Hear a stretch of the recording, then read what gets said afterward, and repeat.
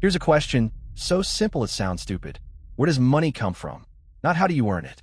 Where does it actually come from? The dollars, the pounds, the euros. Who makes them? Who decides how many exist? Most people, if you put them on the spot, will say the government. The government prints money. That answer is wrong. Or at least, it's wrong about more than 90% of the money in your country right now. We spend our whole lives chasing this stuff. We trade hours, days, years, decades of our one short life for it. We organize entire societies around getting it. School is, when you strip it back, mostly a long training program for earning it. And almost none of us were ever taught the most basic fact about it. Who creates it and how? Consider this. As I'm recording, the United States government owes around $39 trillion. That number grows by roughly $3 billion a day. The country now spends more just paying interest on that debt than it spends on its entire military. Numbers that big stop meaning anything. So let's ask the question hiding underneath them. If the government can simply print money, why does it borrow? Who does it borrow from? And where did that lender get the money? Pull on that thread, and the whole picture of how the modern world works starts to come apart in your hands and reassemble into something far stranger than you were told. This isn't a story about a secret. Everything here is on the public record, published by the central banks themselves. It's a story about something hidden in plain sight. Let's pull the thread. Picture money, and you probably picture this. A government building, a printing press, sheets of fresh banknotes rolling off, cut and stacked, and shipped to banks. The government makes the money, hands it out, and we all pass it around. It's a clean story. It's the one in a lot of school textbooks, and it describes about 3 cents on every dollar. Because the cash in your pocket, the notes, the coins, is the tiny visible tip of the system. The overwhelming majority of money has no physical form at all. It's never been printed. It exists only as numbers, entries in a database, the digits that flash up when you check your balance. So if 97% of money was never printed by any government press, where did it come from? Who typed those numbers in? The answer is the part nobody tells you. And for once, you don't have to take my word for it, because the institutions that run the system have written it down in plain language and published it for anyone to read. In 2014, the Bank of England, one of the oldest and most respected central banks on earth, released a paper. Dry title, Money Creation in the Modern Economy. It should have been front-page news. Almost nobody noticed. In it, the bank says, more or less directly, that the common understanding of money is a misconception, that the textbook story, banks taking your deposits, then lend them out to someone else, has the sequence backwards. In their own words, bank lending creates deposits. Read that again. Lending creates deposits. The loan comes first. The money is born in the act of lending. The bank goes further. It says banks do not simply act as middlemen passing along savers' money. And it explicitly knocks down the old schoolbook idea that banks multiply up a pile of central bank cash into loans. Which leaves us with a genuinely vertiginous conclusion. Most of the money in your economy wasn't printed by government. It was created by private banks, the commercial banks, the ones on your high street, out of essentially nothing the moment someone signed for a loan. Let me show you exactly how that works. Because once you see it, you can't unsee it. Walk into a bank. Ask for a mortgage, say $300,000 to buy a house. The bank approves you. Now, here's what you'd assume happens. The bank reaches into a vault or into the deposits of its other customers, takes out $300,000 of existing money, and hands it over. That is not what happens. Instead, the bank does 2 things at once with a keystroke. On one side of its ledger, it writes that you owe it $300,000. That's your loan, an asset to the bank. On the other side, it credits your account with $300,000, money you can now spend. That second number, the money in your account, did not exist 60 seconds ago. No other account went down to make yours go up. The bank didn't move money. It created it. Brand new money, typed into existence the instant the loan was made.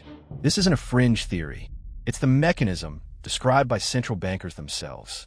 A former head of Canada's central bank put it bluntly decades ago. Every time a bank makes a loan, new money is created. When you pay that mortgage back year by year, that money is destroyed. It vanishes off the ledger as the debt shrinks. Money is created when banks lend. Money disappears when loans are repaid. The entire ocean of money in the economy is, in a very real sense, rising and falling on a tide of debt. If you, or I did this, type money into our own account and spin it, it's called counterfeiting and it's a prison sentence. When a licensed bank does it, it's called banking. The difference isn't the act, it's the license. Now, maybe you've heard a comforting version of this. Fractional reserve banking. The idea that banks can lend out most of your deposits, but must keep a fraction, say 10%, locked away in reserve. A limit, a leash. For most of the 20th century, that was broadly the picture. But here's something that happened in plain sight that barely made the news. In March 2020, the U.S. Central Bank cut the reserve requirement to 0. Not 10%, not 3, 0. There is now no legal requirement for an American bank to hold any reserves against the checking deposits on its books. The country quietly stopped being a fractional reserve system in the textbook sense at all. So what does limit how much money banks can conjure? It's real, but it's subtler than a vault.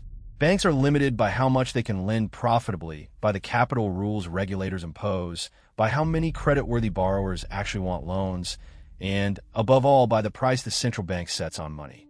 The interest rate. We'll come back to that lever, because it turns out to be the most powerful dial in the entire economy.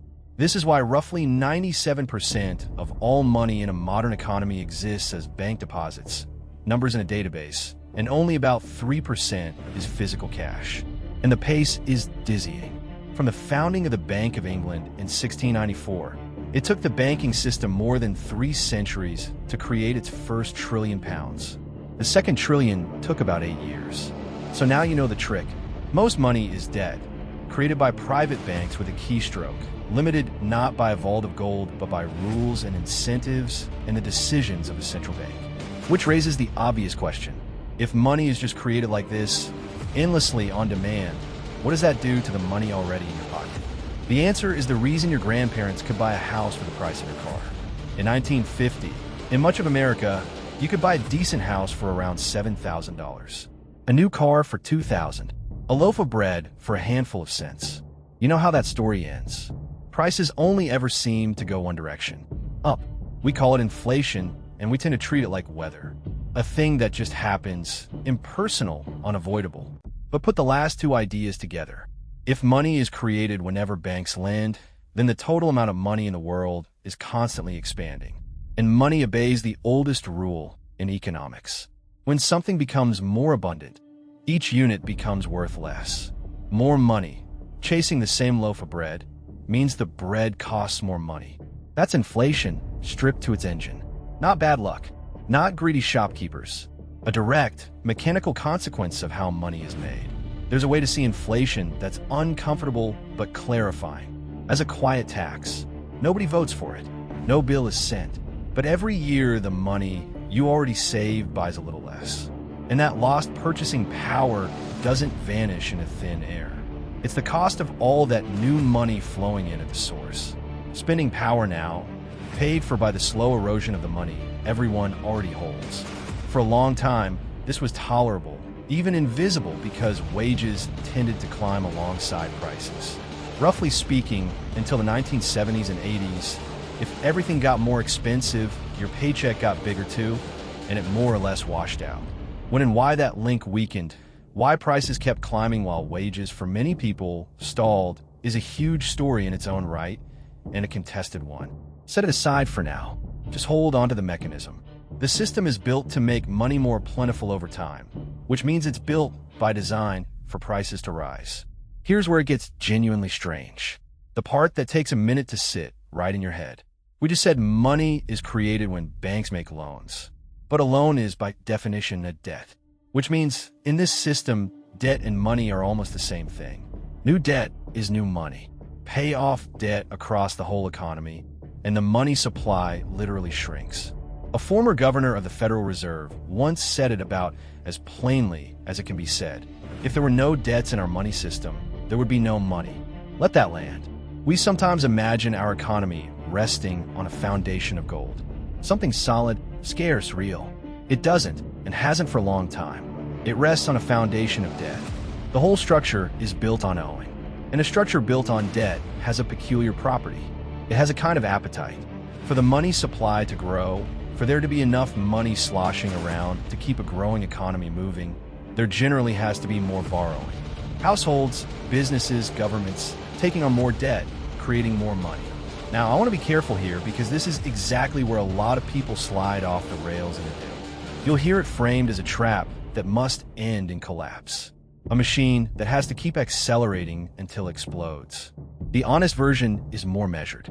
A credit-based money system genuinely does depend on credit continuing to flow, and that's a real source of fragility. When lending seizes up, money can contract painfully, which is part of what makes financial crises so vicious. But fragile and prone to crises is not the same as doomed.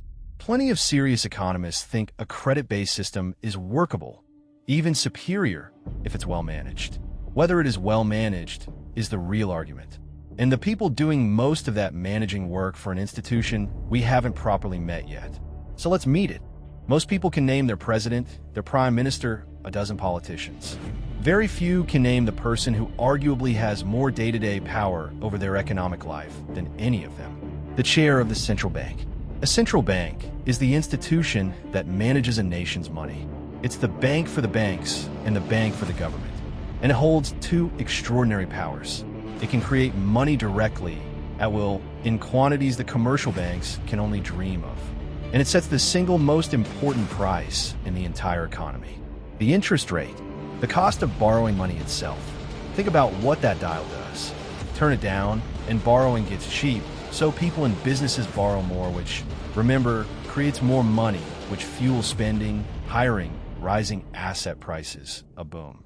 Turn it up, and borrowing gets expensive, lending slows, money creation slows, the economy cools, sometimes hard. One dial, wired to your mortgage, your job, your rent, the value of your savings, the price of nearly everything. A handful of people in a room a few times a year decide where to set it. And here's the design choice that surprises people most. In most countries, the central bank is deliberately built to be independent, insulated from the elected government. The politicians can't simply order it to cut rates before an election or print money to cover their promises. A former Fed chairman once described that independence with startling candor. That essentially no other arm of government can overturn the central bank's decisions. That's not a leak. That's the intended design, stated openly. Now, why would anyone want the money supply controlled by people the public can't vote out? It sounds, on its face, like a problem. There's a serious case for it. Hand a politician the power to print money freely, and the temptation is obvious.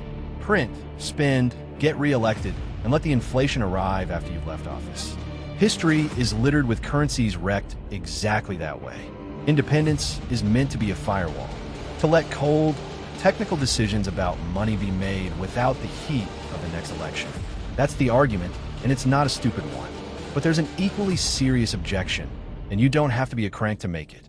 An institution this powerful, by design beyond the direct reach of voters, should face hard questions about accountability. And it has.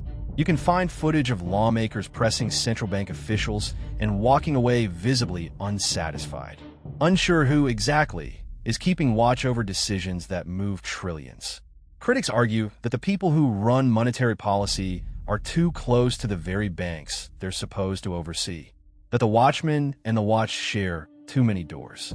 To be fair and accurate, because this is where overheated versions of the story go wrong, central banks like the Fed are audited. Their finances are examined. They publish detailed accounts. An oversight body reviews them. The long-running political fight, the audit the central bank movement, is mostly not about some hidden vault of unexamined cash. It's about something narrower and genuinely debatable. Whether elected representatives should be able to scrutinize the bank's interest rate and monetary decisions in real time, or whether they would destroy the very independence the system was built on. So this is the real tension at the heart of modern money. Not a secret cabal controls everything. Something subtler and harder. We have handed immense power to an institution we intentionally placed at arm's length from democracy. And reasonable people disagree fiercely about whether there was wisdom or a mistake. Both things can be true. The independence prevents one kind of disaster, and it creates a real accountability problem. Hold both. Let me show you that dial doing damage. Not as theory, as history. In the early 2000s, after the dot-com crash, the Fed turned the interest rate dial way down to around 1%, of a level not seen in decades. The goal was reasonable: cheap borrowing to pull the economy out of slump and get people spending again. And it worked. Maybe too well. Cheap money meant cheap mortgages. Cheap mortgages meant everyone could suddenly afford to buy a house, or two, or to borrow against the one they had. Money flooded into property. Prices soared. People felt rich, so they borrowed and spent more, which pushed prices higher still. You know how this ends. The borrowing wasn't just enthusiastic, it was reckless, layered with bad loans and worse bets. And in 2008, the whole thing detonated into the worst financial crisis since the Great Depression. Now, plenty of blame for 2008 belongs to reckless bankers and rotten lending. That's real, but step back and notice the deeper lever. A few people turned one dial for understandable reasons, and the entire shape of the economy bent around it. Credit, house prices, risk, all warping in response. That is the power we're talking about, not malice, just a dial so powerful that even a well-intentioned turn can inflate a bubble that takes the world down with it. And it's not just one country. Across the world, central banks have pushed into territory that would once have sounded made up. One major central bank spent years buying up stocks with money it created, becoming, at one point, one of the largest single owners of its own country's companies. Sit with that. An institution buying ownership of the economy itself, with money summoned into being for the purpose. So that's the machine as it runs today. Private banks creating most of the money as debt. A powerful, independent central bank steering it all with a dial. The obvious next question is, how on earth did we end up here? Who designed this? The answer takes us back more than 300 years. The year is 1694. England is exhausted, drained by decades of war, and broke. The government desperately needs money it doesn't have. A Scottish financier proposes a solution that will echo for the next 3 centuries. What if a private bank were created, one that could lend the government money by, in effect, creating it? The government gets its funds. The bank gets interest and a powerful role at the center of the nation's finances. And so the Bank of England is born, the template for the modern central bank. It's a genuinely clever invention, and it spreads, country by country, over the following centuries. The model takes root almost everywhere on Earth. An institution sitting at the heart of the state's money, more durable than most governments, more powerful than most laws, and almost entirely absent from public conversation. Fast forward to the other side of the Atlantic in the early 20th century for the most consequential and most argued over origin story of them all. December 1910, a U.S. senator quietly arranges a private railway car out of New Jersey.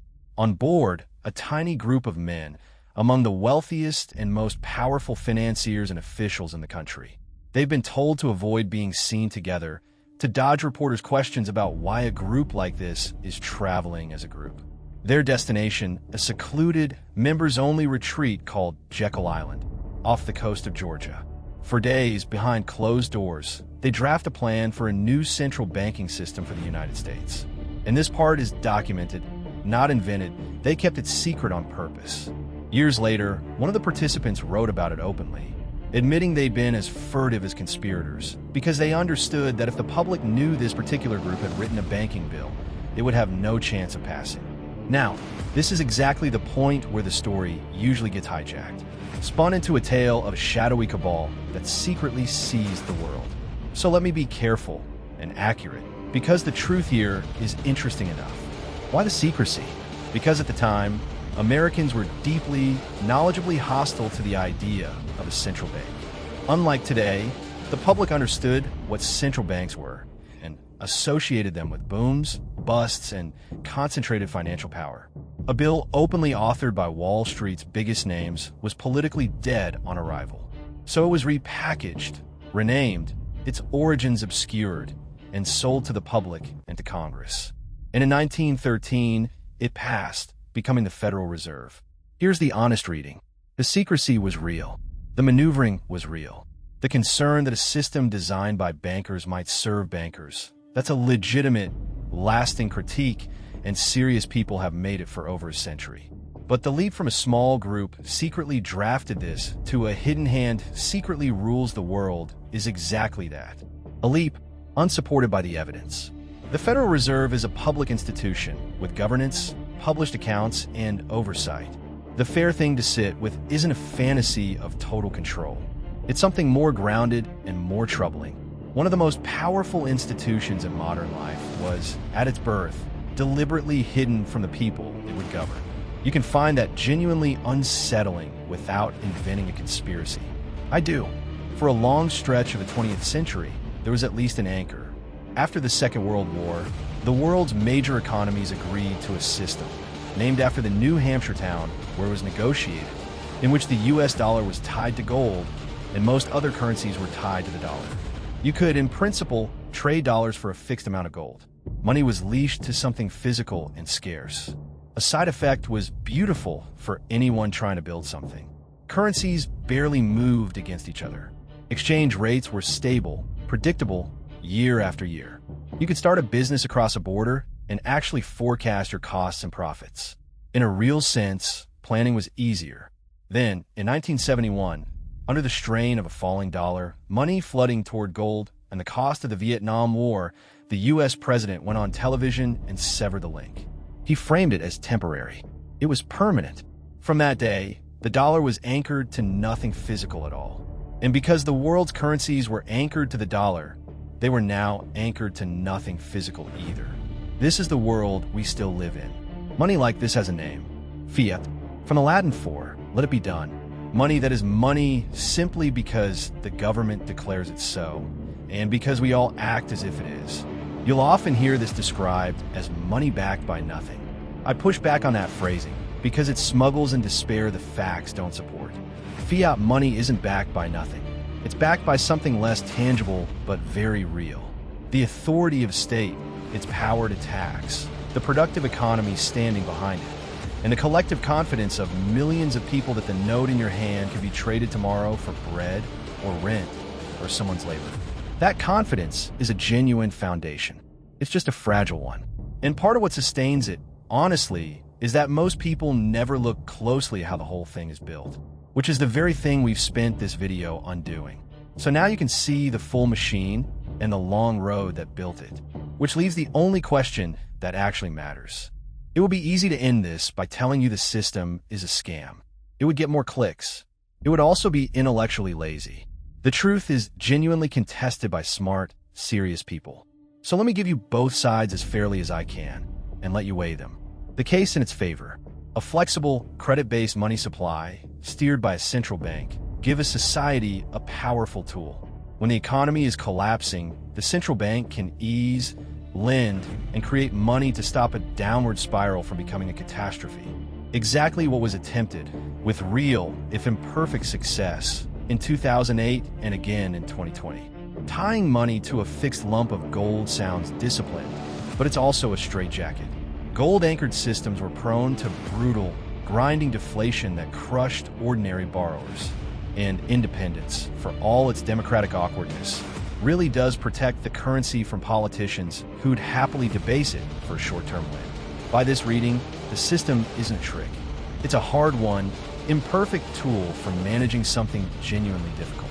The case against: concentrate the power to create money in private banks and an unelected central bank, and you concentrate something close to ultimate power with all the temptations that brings. The system has a built-in bias toward inflation, quietly eroding the savings of the cautious. It tends to inflate and then burst asset bubbles, and critics argue, after each crisis, those closest to the money spigot somehow emerge richer, while everyone else bears the losses. There's a real concern about capture. Regulators and the regulated, drawn from the same small world, watching out for each other. And there's the basic democratic discomfort of it, that the most important economic decisions in your life are made by people you cannot vote out. Even one of the most celebrated economists of the 20th century, no enemy of markets, argued that the Federal Reserve didn't just fail to stop the Great Depression, it caused it by letting the money supply violently contract at exactly the wrong moment. The point isn't that central bankers are villains. It's that they wield a power so vast that their mistakes can sink the world. And they do, sometimes, make mistakes. So if you find yourself uneasy with all this, you're an old company. And there have always been alternatives on the table. One is simple. Let the government itself issue money directly, debt-free, instead of borrowing it into existence at interest. It's been tried. During the U.S. Civil War, the Lincoln administration printed its own currency, nicknamed greenbacks, to fund the government without going to private financiers for every dollar. Supporters of this idea argue it could save taxpayers staggering sums in interest and put money back in the service of the public rather than the other way around. Critics warn it hands politicians the printing press directly, the exact danger central bank independence was designed to prevent. It's a genuine, unresolved debate, not a settled one. And then there's the modern reaction, the one growing right now in real time. A rising number of people, uneasy with money created endlessly as debt, are moving some of their savings out of the system entirely, into gold and silver, the old anchors, and into something new, designed from the ground up to be the opposite of fiat. Money with a fixed, unchangeable supply that no central bank can inflate. You already know what I'm talking about, and the deep mechanics of why that idea has caught fire and whether it lives up to the promise is a whole story of its own. One for another day. So, where does money come from? Not mostly from a government press. It's created by private banks the moment they make a loan, conjured as numbers, as debt. And the whole vast system is steered by a powerful institution deliberately built to stand apart from the people it governs. Almost all of it runs on confidence and on the simple fact that very few of us ever stop to ask how it works. If this is the first time you've heard any of this, I want to be clear about one thing. I'm not asking you to believe me. Everything in this video, the bank's own admission that lending creates money, the reserve requirement falling to zero, the secret island meeting, the day the gold link was cut, is on the public record, much of it published by the very institutions that run the system. Go and check it. Pull the thread yourself. Because once you understand how money is actually made, something shifts. The headlines start to connect. The arguments about debt and inflation and interest rates stop being noise and start being legible. You begin to see the architecture underneath the world, and the world makes a great deal more sense. If you made it all the way here, you're now part of a strangely small group of people who actually know where their money comes from. That used to be common knowledge. Somewhere along the way, it quietly stopped being taught. Consider it unforgotten. This is Aurelian, where we study how money and power really work. Subscribe for the lessons the system never taught you. And if you want to truly master your own money inside this machine, start with The Psychology of Money by Morgan Housel. Link below. I'll see you in the next one.